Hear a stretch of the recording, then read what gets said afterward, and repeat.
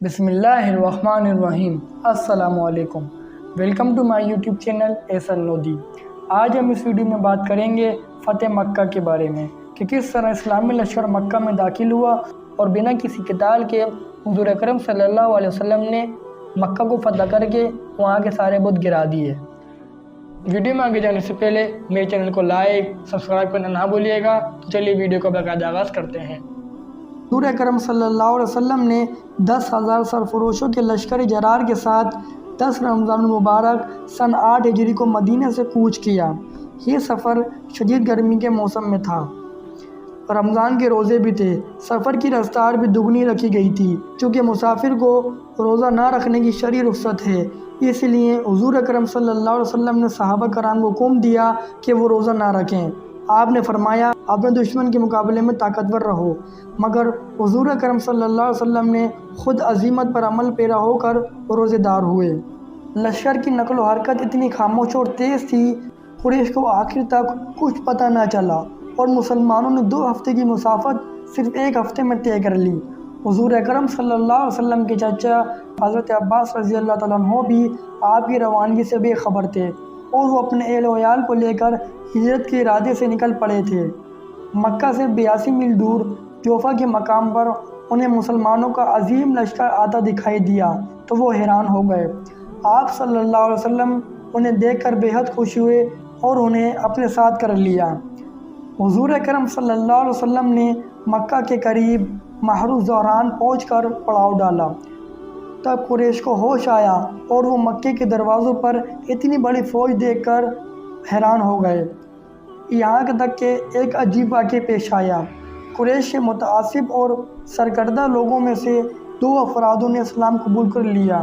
وہ دونوں ابو سفیان تھے، ایک ابو سفیان بن حرب اور دوسرا ابو سفیان بن حارث۔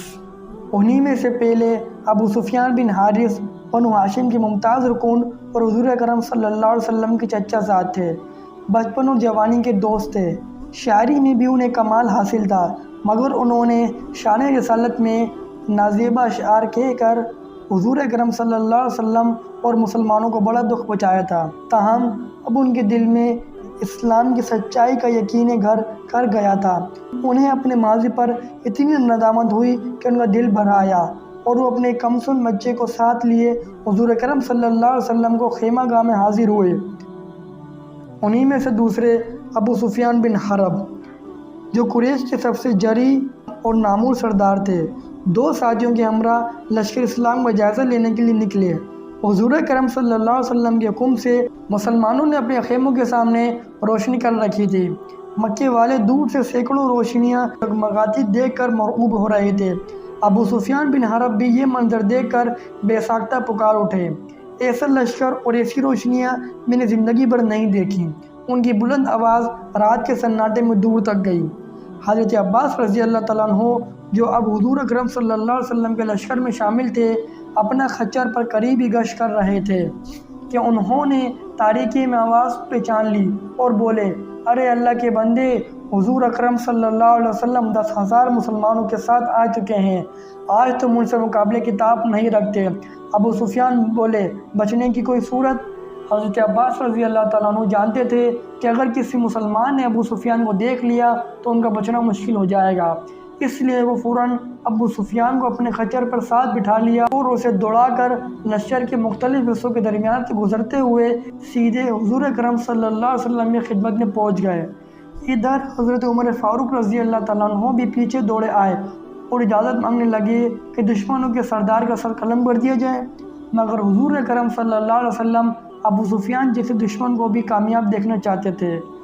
حضور اکرم صلی اللہ علیہ وسلم نے انہیں دعوت اسلام دیتے ہوئے فرمایا، ابو سفیان، کیا اب بھی وقت نہیں آیا کہ تم گواہی دو کہ اللہ کے سوا کوئی معبود نہیں؟ ابو سفیان یہ سب دیکھ کر بولے، میرے ماں باپ آپ پر قربان کہ آپ کیسے مہربان ہیں اور کتنے بامروت ہیں۔ اللہ کی قسم میں سمجھ گیا ہوں کہ اگر اللہ کے سوا کوئی اور معبود ہوتا تو آج میرے کام ضرور آتا۔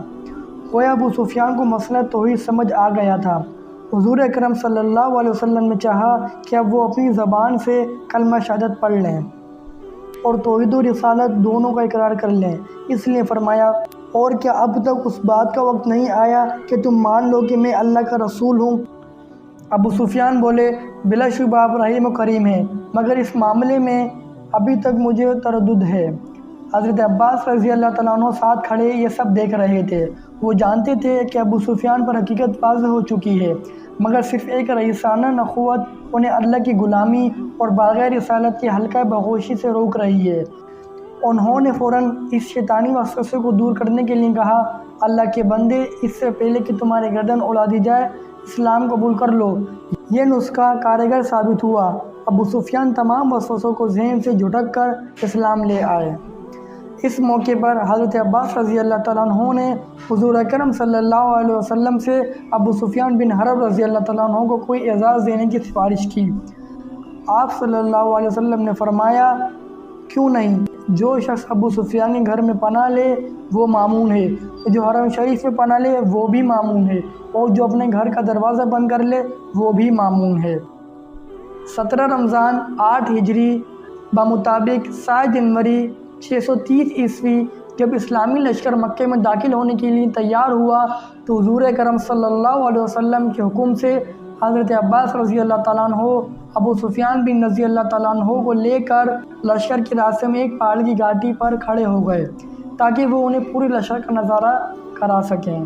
تھوڑی ہی دیر بعد اسلامی لشکر کے مختلف دستے اپنے اپنے قبائل کے پرچموں کے ساتھ ان کے سامنے سے گزرنے لگے۔ ابو سفیان ہر دستے کو دیکھ کر پوچھتے، یہ کن کا دستہ ہے؟ حضرت عباس رضی اللہ تعالیٰ عنہ قبیلے کا نام بتاتے تو ابو سفیان کہتے، ان سے کیا غرض؟ آخر میں حضور اکرم صلی اللہ علیہ وسلم مہاجرین و انصار کے اہانے پوش لشکر کے ساتھ تشریف لائے۔ حضرت عباس رضی اللہ تعالیٰ عنہ نے ابو سفیان کو بتایا تو وہ بولے، بھلا ان کا کون مقابلہ کر سکتا ہے عباس، تمہارا بھتیجا تو بڑا بادشاہ بن گیا ہے۔ حضرت عباس رضی اللہ تعالیٰ عنہ بولے، اللہ کے بندے، یہ بادشاہ نہیں نبوت ہے۔ حضور اکرم صلی اللہ علیہ وسلم جب مکہ میں داخل ہوئے تو گزشتہ زمانے کا ایک ایک منظر آپ کے سامنے تھا۔ یہ وہی سرزمین تھی جہاں آپ صلی اللہ علیہ وسلم پیدا ہوئے، پلے بڑھے، عزت و احترام کے ساتھ جوانی گزاری، پھر منصب نبوت ملنے پر اس ذمہ داری کی ادائیگی کے لیے اٹھے اور پورے شہر کی دشمنی مول لی۔ قریش کا ایک ایک ظلم و ستم آپ کو یاد تھا، جس کی انتہا یہ ہوئی کہ آپ کو اپنے پیروکار کے ساتھ جلا وطنی پر مجبور ہونا پڑا۔ آج وہی شہر آپ کے سامنے سر نگو تھا، مگر آپ صلی اللہ علیہ وسلم نے اتنی بڑی فتح کے باوجود دنیا کے دوسرے کسی فاتح کی طرح سرشاری اور فخر کی کیفیت میں نہیں تھے۔ آپ صلی اللہ علیہ وسلم اللہ کے حضور میں عجز و نیاز کی تصویر بنے ہوئے تھے۔ احساس شکر سے آپ کا سر مبارک سواری کی زمین سے لگا جاتا تھا۔ رحمت للعالمین صلی اللہ علیہ وسلم سیدھے حرم میں تشریف لائے، سواری پر ہی اس کا طواف کیا۔ آپ کے ہاتھ میں ایک چھڑی تھی۔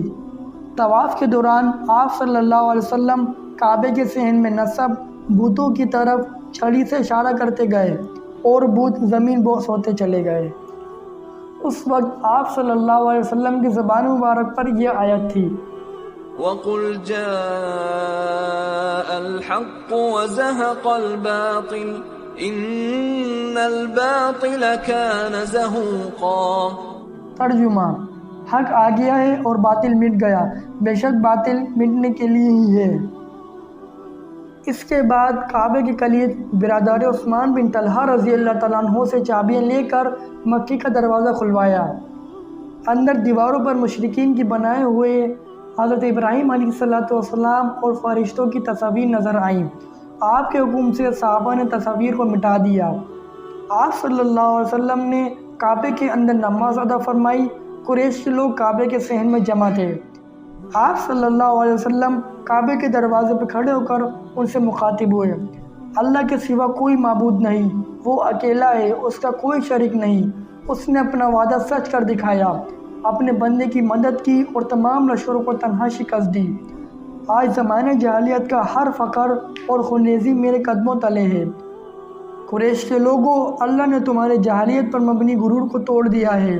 سب لوگ آدم کی اولاد ہیں اور آدم مٹی سے بنے تھے۔ مختصر خطبے کے بعد آپ صلی اللہ علیہ وسلم نے قریش کے سرداروں سے دریافت کیا کہ بتاؤ آج میں تم سے کیا سلوک کروں؟ سرداران قریش کو ایک ایک جرم یاد تھا، مگر وہ آپ صلی اللہ علیہ وسلم سے رحم کی امید کر سکتے تھے۔ وہ التجا کے انداز میں بولے، بھلائی کا سلوک فرمائیے، آپ ایک مہربان بھائی اور مہربان بھائی کے فرزند ہیں۔ آپ صلی اللہ علیہ وسلم نے بڑی کشادگی سے فرمایا، جاؤ تم سب آزاد ہو۔ اللہ کا گھر شرک کی علامت سے پاک ہو چکا تھا، حرم کو توحید کا مرکز ہونے کا اعزاز واپس مل چکا تھا۔ قریش کے بڑے بڑے رئیس اور اسلامی مخالفت میں پیش رہنے والے آپ صلی اللہ علیہ وسلم کی خدمت میں حاضر ہو کر اسلام قبول کر رہے تھے۔ حضور اکرم صلی اللہ علیہ وسلم اب اپنے وطن مکہ والوں کے بھی سردار تھے۔ ایسے ہی اگر یہ خیال کیا جاتا کہ حضور اکرم صلی اللہ علیہ وسلم اب مکہ میں قیام فرما لیں گے اور اس کو اسلامی ریاست کا مرکز قرار دیں گے تو کوئی عجیب بات نہ تھی۔ انصار کے کچھ لوگ یہی بات کر رہے تھے۔ حضور اکرم صلی اللہ علیہ وسلم صفا پہاڑی پر دعاؤں میں مصروف تھے اور انصار کی نگاہیں آپ صلی اللہ علیہ وسلم پر جمی ہوئی تھیں کہ دیکھیے آپ اس معاملے میں کیا فرماتے ہیں۔ حضور اکرم صلی اللہ علیہ وسلم کو وحی کے ذریعے ان کے خدشات کی خبر مل گئی تھی، اس لیے دعا سے فارغ ہو کر ان سے دریافت فرمایا، تم کیا کہہ رہے تھے؟ وہ بولے، کچھ نہیں یا رسول اللہ۔ مگر آپ صلی اللہ علیہ وسلم نے اصرار کیا تو انہوں نے دھڑکتے دلوں کے ساتھ اپنی تشویش سے آپ کو آگاہ کر دیا۔ آپ صلی اللہ علیہ وسلم اپنے ان جانثاروں کی حوصلہ نشینی کیسے کر سکتے تھے؟ آپ صلی اللہ علیہ وسلم نے محبت کی گرم جوشی کے ساتھ فرمایا، اللہ کی پناہ، ایسا نہیں ہو سکتا، جینا مرنا تمہارے ساتھ ہے۔ فتح مکہ کے فوراً بعد آپ صلی اللہ علیہ وسلم نے گرد و نواح کی تذکیر اور شرک کے قدیم مراکز کو منہدم کرانے پر توجہ دی۔ آپ صلی اللہ علیہ وسلم کے حکم سے حضرت خالد بن ولید رضی اللہ تعالیٰ عنہ نخلا کے مقام پر واقع عزا کے بت کو توڑ آئے۔ یہ تھی میری آج کی ویڈیو۔